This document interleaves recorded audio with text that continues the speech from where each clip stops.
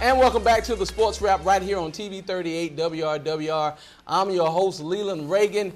And guys, joining me again as he does each and every week, talking a little high school football, my good friend Craig, laying down the law, son. We're in the holiday season. Christmas is coming up this Tuesday, so we're excited about the opportunity that we have right here to get you guys prepared for the holiday season. He's got on the Santa Claus tie. I'm sporting the bright red. You might have to adjust your contrast a little bit on your TV because we've got it going on. All right, guys, let's go wrap up this high school football season right now. We're going to start with a little high school football on Friday night.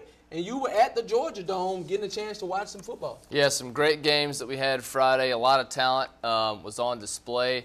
The last game of the night, which is the game that I was there for the entirety of, was the Gainesville versus Ware County game. And Deshaun Watson absolutely showed out in that game. He looked incredible, and he dominated the game. Tobler, the guy, Ware County, who eliminated our Northside Eagles here, Tobler was their running back, Xavier Tobler, running back / linebacker. And really, Ware County, they played with Gainesville for spurts during the game, but turnovers ultimately did them in, and Gainesville was able to come away with the victory. I have a question for you. First and foremost, if Northside Eagles had been playing in this game versus Gainesville, it would have been a much more competitive game. Much more competitive game, and I really think that it comes down to this. When you put kids on a bus for 3 or 4 hours and drive them down to the swamp in Ware County, or in Ware County's case, they had to come all the way up to Atlanta. I mean, that's like 4 or 5 hours. You know, right. It's hard to get off a bus and have a turnaround for high school kids that aren't used to that. But, I mean, Gainesville's one loss this season was to Flowery Branch, who Northside took to the woodshed in the first game of the season. So I do think it would have been a much more competitive game. I think Gainesville improved as the season went on, and I agree with you. It's a matchup I would have much more liked to see. Also in the heads of our Northside Eagles traveling down to Waycross at that time, thinking we're undefeated. They've got one loss to a team that we've throttled. You know what I'm saying? Well anyway, we got some more Friday night action from the Georgia Dome. Give us what you got. All right, so we started with the last game, so I'll go back to the game just before. I got there for the end of the Buford-St. Pius game, and Buford has continued. They lost to Calhoun last year. Now they're in different classifications. So Buford was able to pull out. It was a very close win, 10-3 over St. Pius. And then I did catch over the loudspeaker Josh Cardiello, the offensive line recruit, who's headed to the University of Georgia. He was making plays out there actually on defense as well as offense, so another big win for Buford. Coach Snell, who's an assistant at Buford, actually went to my high school, so I kind of have somewhat of a connection. I don't know him all that well, but so Buford, once again, they've been there before, and they won again. Well, and I spoke that evening to one of my very good friends who his son plays on that team, Brian Jordan. They were excited. They were in it last year, had an opportunity in a very good game last year. They lost in the state finals last year, did Buford. They win it this year, so obviously excitement in the Jordan household as well. We had one more game, I think, on Friday night. The first one was Prince Avenue Christian versus Eagles Landing Christian Academy. And this one kind of surprised me. Eagles Landing Christian 33-0 over Prince Avenue, which is a team that we expect this game to be pretty competitive. But Eagles Landing, not much else you can really say about it, just a competitive or a decisive victory. Eagles Landing Christian, they benefit from one of the things, guys, that obviously with being a private school that is playing public school ball, they benefit from the aspect of they can go out and recruit the best players in the state and bring them up there to Eagles Landing Christian. They had one of the best running backs in the state, that Eagles Landing Christian, I think this year and last year. Well, it paid off. Yeah, it paid off, and they obviously got themselves a state championship. Then we moved to Saturday action at the Georgia Dome. Things got kicked off at 11:30, and I think our Dooley County team may have stayed in Vienna or Unadilla area. They may not have gotten off the bus. They played ECI, Emmanuel County.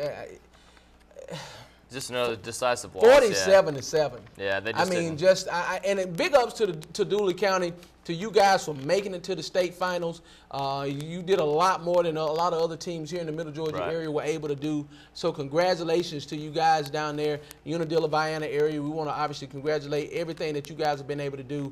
11:30 game that morning, too, could have been something that weighed on those kids as well, who are normally used to playing in the evening or in the early afternoon. It's difficult. Then the 2:30 game was obviously Jefferson Calhoun. That was a very good game, even though the score 31-14 was the score. Bryant Harris or Sheriffs. Yeah, the quarterback he really outshined Taylor Lamb, in my opinion. Coach Lamb's son, the coach at Mercer, is going to, when they start their program, he's the quarterback and the Gatorade Player of the Year in the state of Georgia for Calhoun, who won the state championship last year. But Bryant Sheriffs for Jefferson really showed up, and I think he stole the show. I mean, he was running the ball out there. He's a big physical kid and was able to run as well as throw the Jefferson Dragons' way to a victory. And you know, Jefferson is a team that over the past 5 years has just really built their program up from not very successful team to just really being a competitor and now state champions. Well, 14-1, they end up the season, and Calhoun ends up 14-1 as well. So again, obviously, we talked about the cream rising to the top. But one of the most competitive games that really truly came down to late in the game, Lovejoy versus Norcross, 21-14. Does Norcross beat Lovejoy? And Gwinnett County seemed to just every year you get Gwinnett and Henry kind of battling back and forth with North Gwinnett, with teams like Buford and whatnot. Gwinnett County just dominant. And this county is just churning out state champions. Right, and in the past it's been, you know, your Park Fusion or Brookwoods, but now Norcross has stepped up and now they have a title. And it was, to me, going into the game was Alvin Kamara versus Travis Custis. Travis Custis is committed running back. I talked about it with Brandon earlier this week on Newsnight. Committed to Tech. Alvin Kamara is the guy that Georgia's really trying to get. But I was impressed with Lovejoy's linebackers in this game. They looked really, really good. They were able to shut down Kamara for the first 3 quarters, and then the 4th quarter came, and Kamara turned it up and they were able to pull away and get the victory. All right, guys, last game we'll talk about. Sandy Creek wins the state championship undefeated. This team has become a huge powerhouse in 4A action. They win 45-10 over Ridgeland. And give us a quick synopsis on this game. Listen, Sandy Creek, again, is one of those teams that everybody thought it was probably going to be Sandy Creek West Side maybe, or hopefully Sandy Creek Mary Persons. That didn't happen. Sandy Creek just seems to be rolling and has been rolling the last 2-3 years. And just too much talent with Shaq Wiggins and DeMari Kitt and the guys that they have out there. And Ridgeland's, their main guy was Von Bell, who actually lured Nick Saban and Urban Meyer to the Dome to watch him play, but he was their best player on both sides of the ball. And when Sandy Creek was able to stop him, and that was pretty much the end of the game. All they had to do was stop the run, stop Von Bell, and you know, Sandy Creek, they rolled. Well, guys, we want to congratulate all of our Middle Georgia young men and coaching staffs right now for these successful high school football seasons. We want to obviously congratulate the Washington counties, Wilcox, Dooley counties, Perry, Westfield. Veterans had a decent year this year as well. But Warner Robins High School, you had west side of Macon, Westfield High School, north side, the North Side Eagles, and their dominance, the way they were able to roll. Coach Dexter Copeland and the Baldwin Braves and what they were able to do as well. We want to congratulate each. Don't forget Peach County, Coach Chad Campbell, and what they were able to do as well. We want to congratulate, and because we're proud of each one of you guys. John Millage also over in Milledgeville. We're proud of each and every one of you guys. Obviously, we got a lot of things to build to going into high school football next year. Have a safe and wonderful holiday season, guys, in football. And it's time for some basketball, man, so we're going to definitely start talking about that a little bit more. I'm excited about it, and again, just to mirror what you said, great season. Really enjoyed watching all these teams in Middle Georgia play. Makes our job a lot easier because we've got a lot to talk about, a lot of talent in this area, a lot of good teams. Give me real quick, in your mind, if you can, a coach of the year in Middle Georgia right now that you would consider the coach of the year right now and what they were able to do. Well, I just have to go with Coach Kevin Kinsler. I know he fell short again, lost in the semifinals, but the way that he's able to just continually keep this team in the running. I really like what Coach Kinsler's done with Northside. Yeah, Coach Kinsler has done some great things there. I would actually go to the Mary Persons coach this year. They had a huge run this season. Yeah, guys, that was Brad. Anyway, had a huge season this year. I'd go with them. I think they with Rodney Walker leaving, right. I thought they were going to have a little step let down. They didn't. They actually played lights out. So, again, congratulations to all of our local coaches and teams right here from the Sports Wrap TV 38 WRWR. We'll take a quick commercial break, and we'll come back and do a little basketball right here on the Sports Wrap TV 38. We'll be back.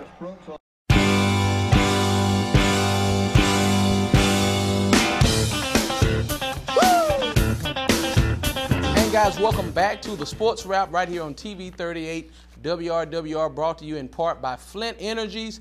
We want to get you guys into some basketball. It's obviously football season is getting ready to wind down. Basketball season is on the horizon. I want to first start in the junior college rankings. Guys, the Central Georgia Technical College Lady Cougars have been on the prowl all this season. They have gone on a 7-game win streak. They have won 11 of 12. Coach Fowler Bullock and April Wallace have that team over there doing some outstanding things. They're sitting atop the GCAA Region 17 right now.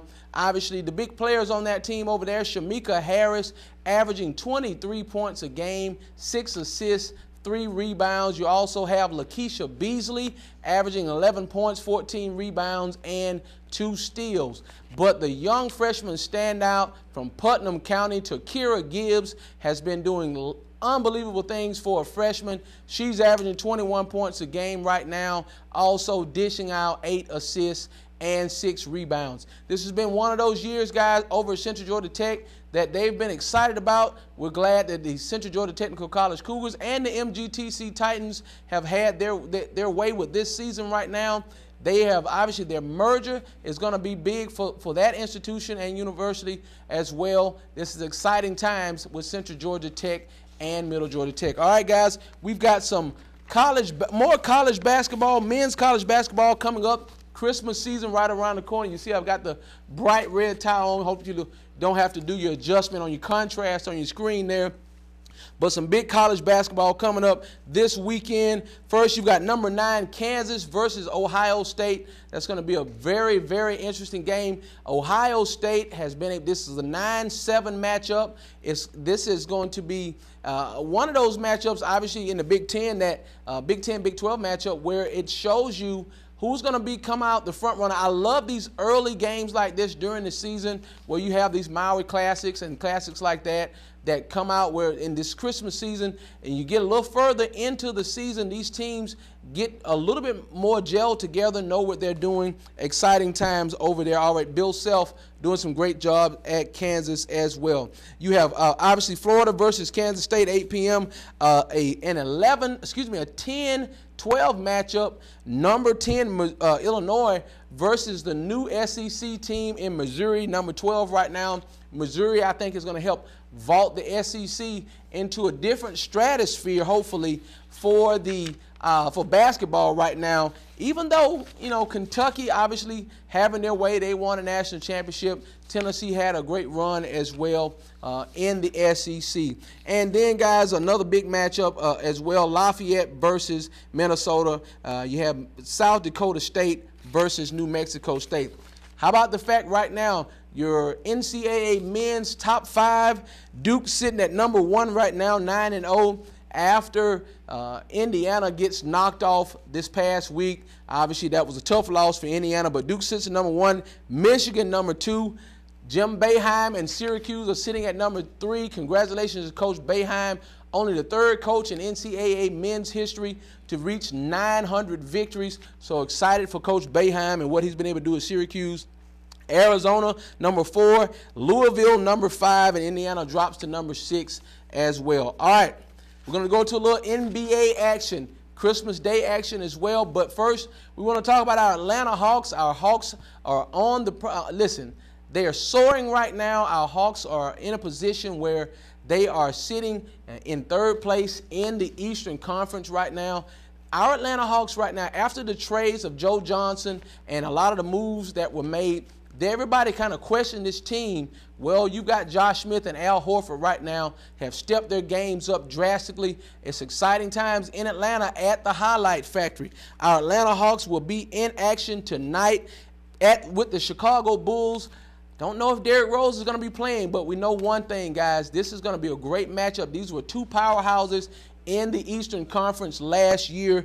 Also, later on this evening, Memphis at Houston. You'll have the Lakers at Golden State. Now, with Mark Jackson being with Golden State right now, Golden State is sitting in the top 3 in the Western Conference right now. They're playing some outstanding basketball as well. Lakers are down in the lower rungs. They've won a few games right now since D'Antoni's gotten there, but we'll see what happens with that. This is going to be a great matchup. How about the fact that Jerry West now is one of the GMs or managing partners for the Golden State Warriors? It's amazing how Jerry West seems to always have his hands somehow, some way in what's going on with the Los Angeles Lakers. Dallas plays San Antonio, also another matchup later on this evening. Christmas Day matchups, guys. We've got some outstanding games before we get out of here and talking about a little basketball. Boston at the Brooklyn Nets. That's going to be a great game. It starts at 12 p.m. on Christmas Day. The New York Knicks play the Lakers in Los Angeles. The resurgent Knicks, who obviously just went off of a 9-game win streak. Right now, this team is playing and playing very well. The Lakers will be able to kind of gauge themselves based on this game. They'll get a chance to see if Carmelo Anthony obviously has an opportunity to come back. Steve Nash as well will be back in this game. He's expected to be back for this Christmas Day game. And the obviously NBA Finals matchup from last season, Oklahoma City at Miami. That game starts at 5:30. Right here, Sports Wrap TV 38 WRWR. That's our basketball wrap-up for the week. We'll see you guys coming back out of this break right here, brought to you again in part by Flint Energies. Sports Wrap TV 38. We'll be back.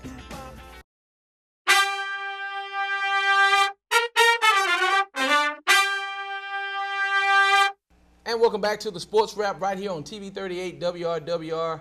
Again, joining me again, my good friend Craig Lawson, right here laying down the law, son. Craig has been doing some great things, guys, obviously with his pick'em. He's been doing some outstanding things with high school football as well. So we want to thank you again, obviously, this holiday season for everything you've been able to do for us. Just happy to be here and appreciate you having me on the show every week. And I like the bearded look. You got me trying to obviously do something. I had to shave mine down just a little bit. I know you're going with the Duck Dynasty look. All right. Yeah, we got to keep our faces warm. We're going to get into some college bowl games that you guys will obviously have an opportunity to watch all this week and this weekend coming up. These games are going to get ready to ramp up, and we're getting excited about it. Give me 2 or 3 of the bowl games that you're really excited about this year. Well, one we're going to talk about today, Baylor and UCLA, I think it's going to be a really good matchup. Obviously, the Georgia game, I think it's going to be hopefully not a good matchup. I hope Georgia rolls them, but I'm always happy to watch them play. And then the national championship game, and Alabama and Notre Dame, 2 of the most storied programs in the history of college football, so can't ask for more than that. Yeah, I think the Rose Bowl is going to be great too. I think that's going to be an outstanding game. Yeah. It might be one of the best bowl games of the bowl season. All right, we've got the Las Vegas Bowl. I've got to say it right, guys. You have to read a script on these games. The Mako Bowl Las Vegas. Okay. That's crazy. Yeah, these names. 3:30 p.m. this afternoon. It'll pit Washington, Pac-12 Washington versus Coach Carl Peterson and the Boise State potato eaters. Well, I don't know, but Boise State Broncos. Broncos. I know, man. I'm sure they eat potatoes. Well, look, I've got one of the Boise State hats at the house, man. It's got a potato head. The year they beat Georgia in the first game of the season. Anyway, all right, 10-2. Here's the question.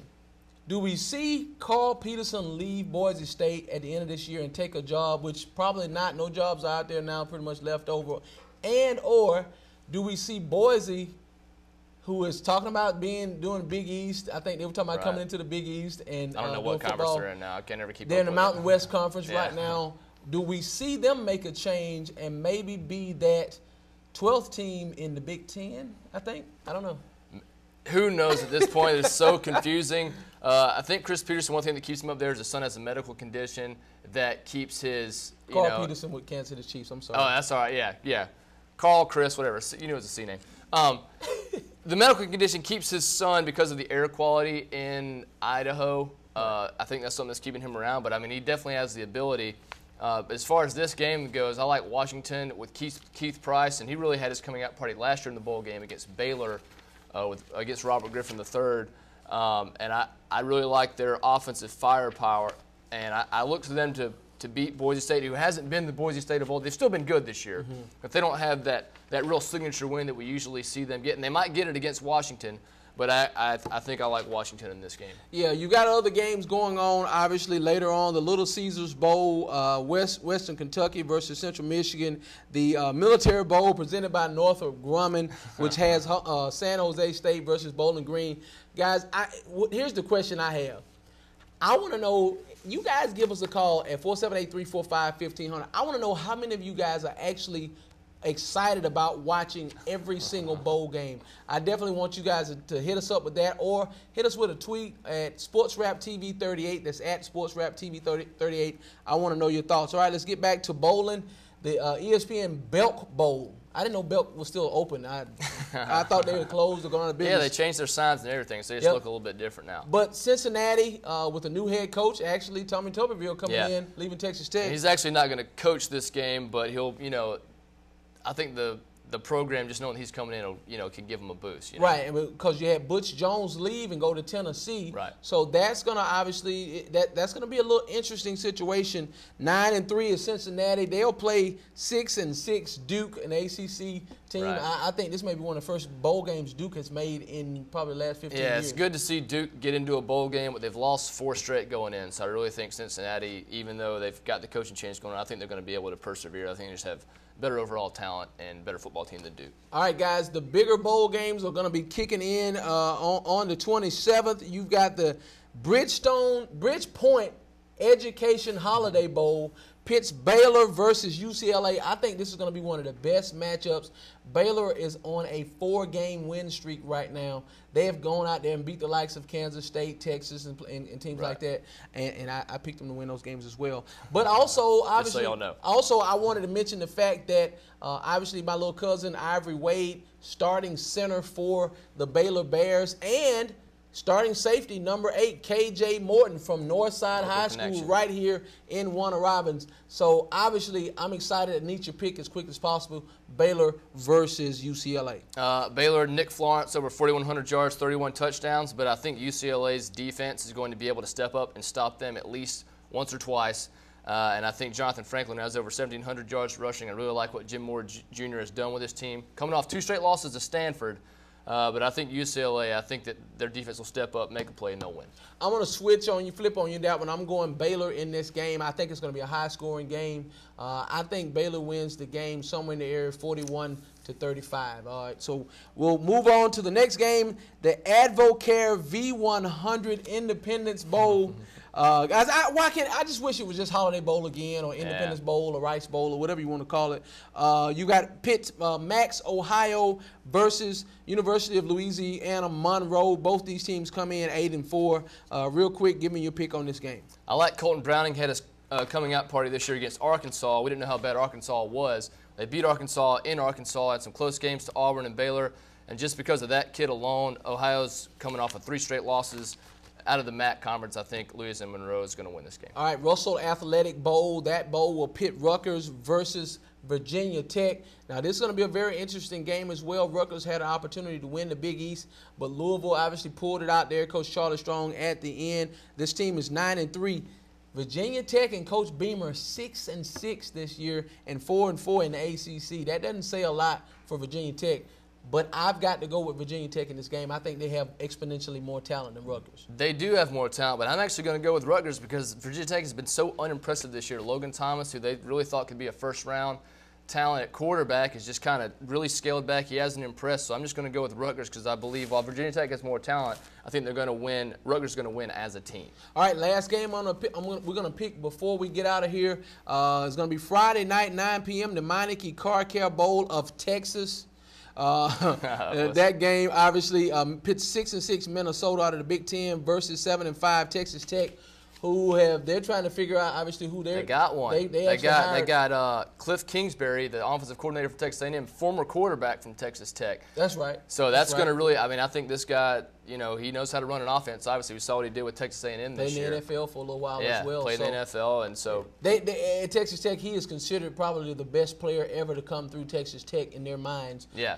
Even more than Graham Harrell was when he was over there and a Heisman Trophy candidate. That obviously, I think that will boost Texas Tech's morale, considering the fact that just Tuberville, from what I understand, steps out of a luncheon with recruits and goes to Texas home and never came back. So we'll see what happens with that. I'm going Texas Tech in that game, and I guess you are too. Yeah, I'm taking Texas Tech. Jerry Kill's having a tough time in Minnesota. I think Texas Tech has more talent. Seth Dagies had a huge year for them, running that offense at quarterback, and I think Texas Tech's going to win the game. All right, well, there it is. Those are our bold picks for the week right here on the Sports Wrap TV 38 WRWR. Coming up next, Brandon Evans will join. Actually, we're going to go, Brandon and I will go into the Falcons locker room. This past week, we had an opportunity to talk with the Atlanta Falcons and actually Craig Lumpkin from the New York Giants, former Georgia Bulldog as well. We had a chance to do that. We'll also do our NFL picks coming up a little bit later on in the show right here on the Sports Wrap TV 38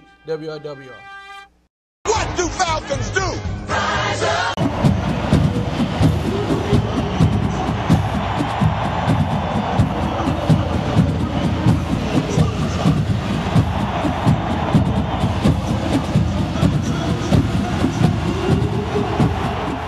And welcome back to the Sports Wrap right here on TV 38 WRWR. Our Atlanta Falcons have been on the rise all season long. Guys, they pull out a huge victory this past week versus the New York Giants, 34-0. First time the Atlanta Falcons have pitched a shutout since 2009. Also, first time the Falcons have pitched a shutout at home since 2002. Also, first time the New York Giants have been shut out since 1996. Great game, great defensive performance by the Atlanta Falcons. And we had a chance, Brandon Evans and myself, Leland Ragin, had a chance to check out this game live. We went into the locker room, so we're going to do a segment we did called Inside the Locker Room with the Atlanta Falcons, and we did a post-game interview. Here it is. I'm here with the parents of number 23, former Pro Bowl cornerback Dante Robinson, and better be this year, right here. How y'all guys doing today? Good. We're doing wonderful. Well, first and foremost, Dante's had an outstanding season, and it looks like he's got him a nice little core of defensive backs. Sante Samuel, obviously, Rod McClain coming out. This has been an outstanding season, and your son comes on with me all the time, so we love him. Give us y'all's insight on this season. Oh, it's a wonderful season. Super Bowl bound, no doubt. Mama, go ahead. We've been waiting on this. I think we're going to the Super Bowl, and it couldn't be in a better place than in New Orleans, in the Saints' home. All right, last question. South Carolina Gamecocks. Yes. It's number one. No, wait, hold on. I need to hear about this. Number one. Number one? Yeah, we're in Bulldog country. Number one and Georgia number two. Leland Ragin here with Dante Robinson, Atlanta Falcons cornerback. Dante, first and foremost, guys, you guys go out there and do something hadn't been done since 1996, shut out the New York Giants. How does it make you guys feel? It's a great feeling, man. We've been talking about playing a complete game for a long time. Knew we could play a lot better than we've shown, previous week. So to come out here and get a shutout against a very good football team, it's a great feeling. Well, next thing is I wanted to tell you, I look like I got a little something with your parents a little earlier, man. You know they really clowns, man. What's up with that? Man, they cool people, man. I love them to death, man. Man, you obviously got the personality from your mama. Yeah, definitely, man. My dad's more laid back, mom was more outgoing, man. So, it's a great feeling to see mom and dad have a little fun too. Big interception, man. You guys have had 8 turnovers this season versus the Mannings, man. That's pretty big. Yeah, I mean, it's exciting. They were very great quarterbacks, and whenever you could do things like you did to those guys, you're doing something good on defense. So, shout out to them. They're great players, and they'll definitely bounce back. First shutout of the Giants since 1996. You guys got to, after last season, only putting up 2 points. It's got to be big for you guys. Yeah, it's got to be big. That's the first thing I heard when I came here. They only scored 2 points against the Giants in the playoffs. So, guys had a chip on their shoulder for that. All right, we're here at the club level, Georgia Dome. We got some Giants fans here. You guys from New York or living in Atlanta? From New York, born and raised. But you live in Atlanta now? I live in Las Vegas. I came all the way here from Vegas. All the way here from Vegas. Were you expecting this kind of game? No, I didn't.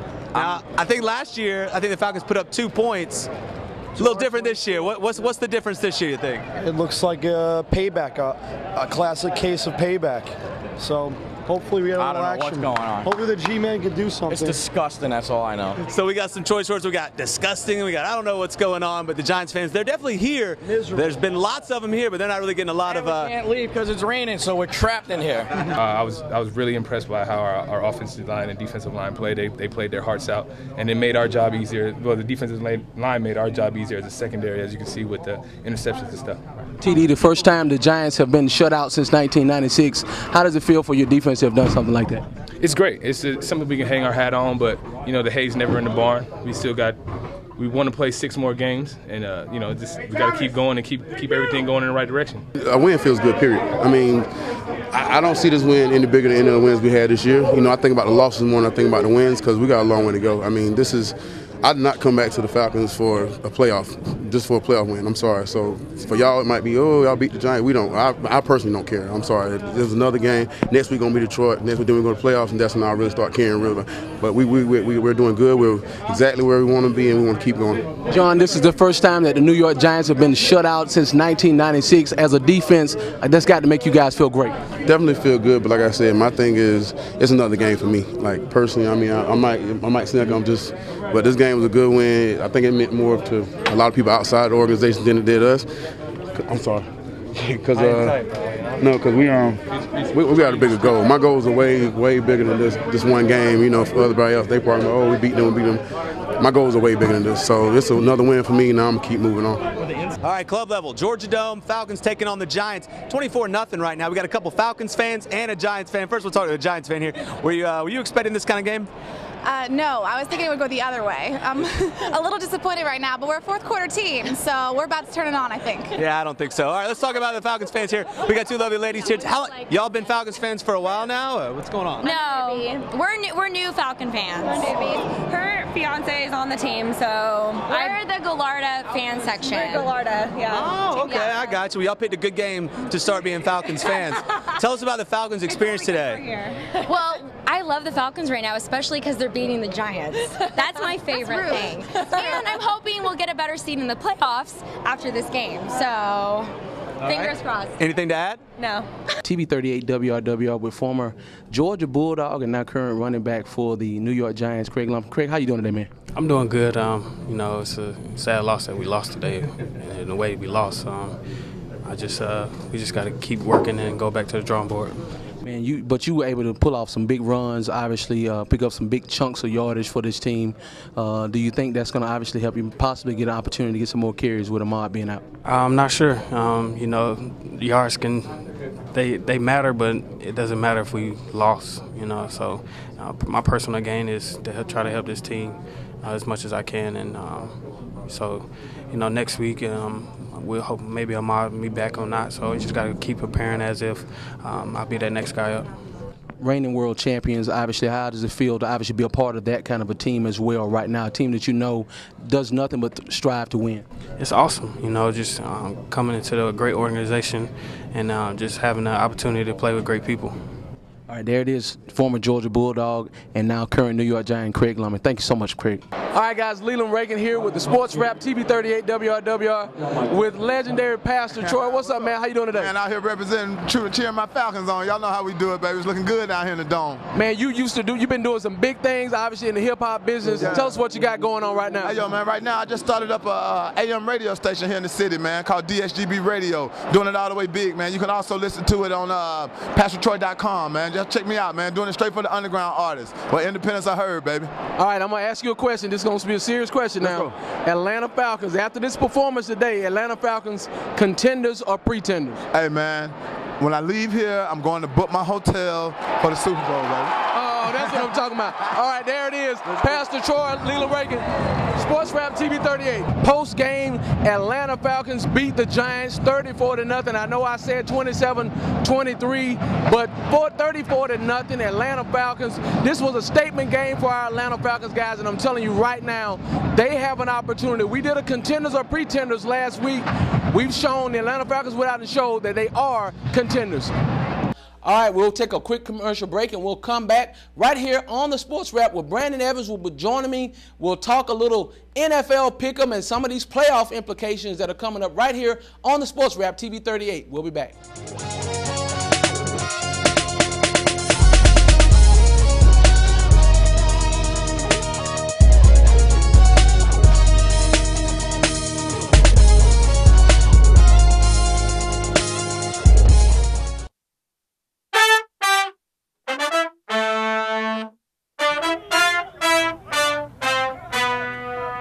It's how everybody likes to spend their Saturday. I know I do. I'm here with Leland Ragin. This is the Sports Wrap, and I think we're going to talk some NFL. Where last week, mark it down, I actually had better picks than Leland Ragin. He's been beating me all year long. I finally had to make a statement last week. Yeah, you pretty much put me in the mix, but I did pick the Falcons. You picked the Giants, so you had to bring that up. I had to bring that one up. The one that counted and mattered, I picked 34-0. That was a big game. Obviously, we had a chance to enjoy that game. We had a lot of fun at that game, I believe. We 2 for 2 on the games I've gone to with you. Yeah, that's exactly right. Matter of fact, you mentioned that to one of the Falcons players. Yeah, they said I need to get some playoff credentials. Yes, exactly. So we need to make sure that happens for Brandon Evans. All right, guys, we're going to do a little whip around real quick and do our NFL picks. Obviously, we want to thank our one of our sponsors, big sponsor for the show, Flint Energies. We want to obviously thank them as well for obviously being a big part of the show and Jimmy what they're Autry, doing right now. great guy from Flint Energies. All right, guys. First and foremost, we'll start playoff implications. I want to talk to you real quick about the NFC East. 3 teams tied at 8-6 atop the NFC East. What are you thinking there? If Washington wins out and Dallas wins out, pretty much the Giants are out of luck. It's a crazy dynamic going on over there. We thought Dallas was done. I think they had pretty much written the Cowboys off about a month, maybe 2 months ago, and all of a sudden they're in there. Washington, it looks like we might have to write them off because RG3 goes down, and then Kirk Cousins comes in as usual. They're in there. 300-plus yards. And then you got New York, who everybody expected to have the division wrapped up by this time. Well, they're kind of reeling right now, so it's anybody's ball game right now in that NFC. Well, NFC East matchup at 1 p.m. Washington travels to Philly, and obviously Nick Foles getting another opportunity to prove himself for that job right now. First and foremost, do you think they'll give Mike Vick any other opportunity to play at all this year? You think he hits the field at all? I don't think Mike Vick plays anymore this year, and I wouldn't if I was Mike Vick. He's had the problems with concussions. You know, if he doesn't come back as an Eagle next year, you're going to be as healthy as possible, get all those injury bugs out of the way at least when you start looking at a new contract. So if I was Mike Vick, I wouldn't play, and I don't think the Eagles are going to go with him either. All right, who do you got in this game? I'm going to take Washington. I think that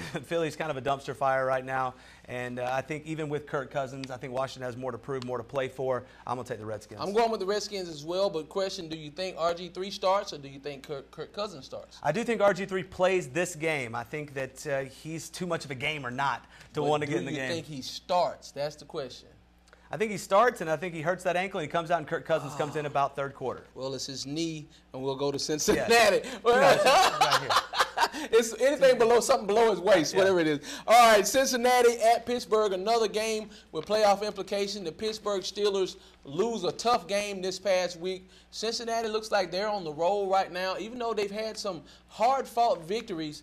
Cincinnati sitting tied, I think, atop the AFC North with the Baltimore Ravens right now.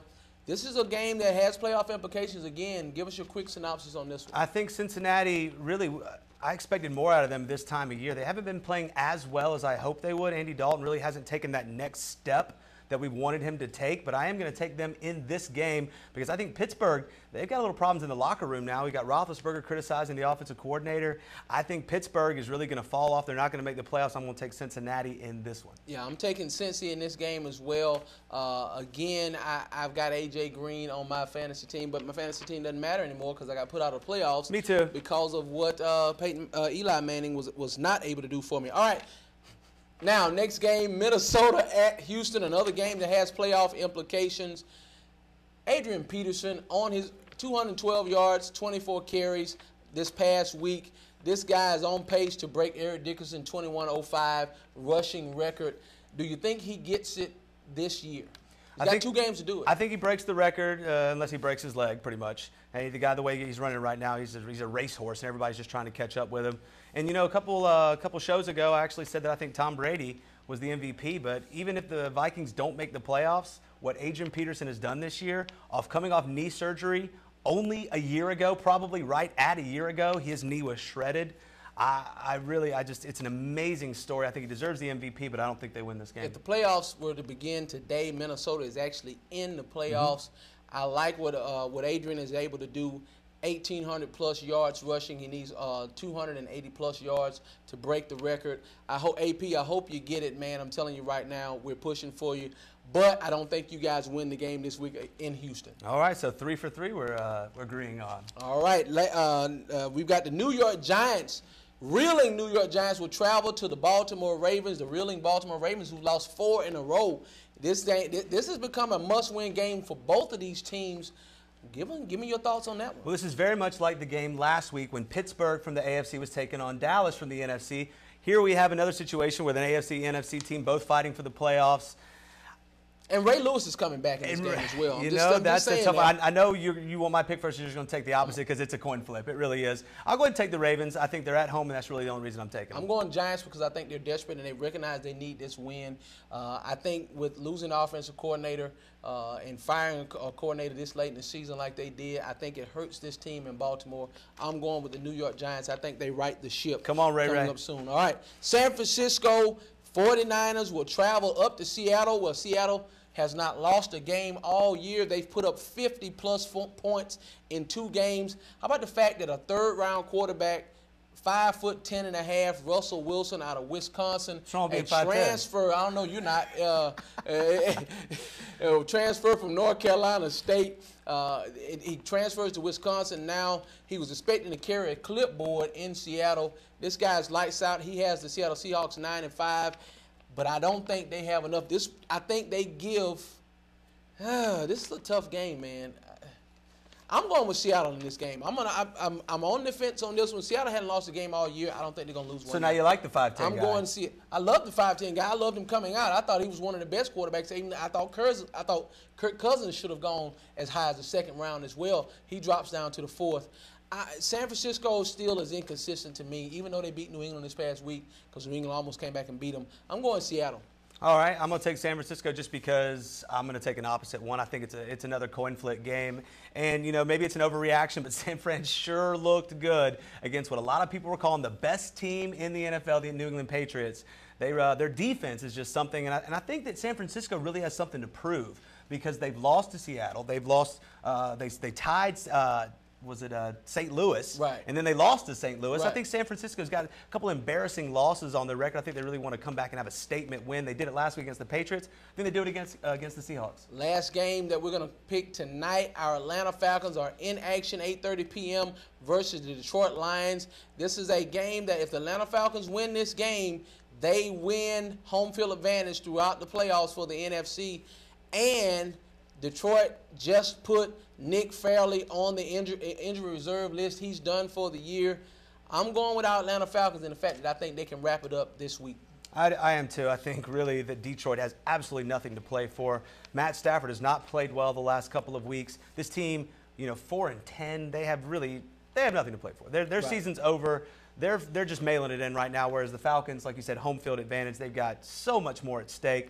I'm taking the Dirty Birds. I do hate when people say that these teams that are 4-10 and stuff like that have nothing to play for because I tell you what they have to play for. A lot of these NFL players have a job to play for, and that's one of the things that they obviously get out there and play for because, when they're 4-10, they're going to be looking to replace some guys. So. But Detroit their offense is Matt Stafford, Calvin Johnson. Neither one of those guys have anything to play for right now. Like you said, Fairley's out. And Ndamukong Suh might kick Matt Ryan and the Family Jewels, but that's about all that the Detroit's going to do. I think the Birds roll. All right, guys. Well, there it is. There are our picks for the week. Brandon Evans, Leland Ragin, you guys have a wonderful and prosperous Christmas and holiday season. We're excited about it. You guys go out there and let's hope it doesn't snow. I don't want it to snow. I love the 70-degree. I want a white Christmas. I know you do, but I don't. Right here on the Sports Wrap TV 38 WRWR. We'll see you guys going into the new year after the Christmas holiday season. See you guys next week. We're out of here.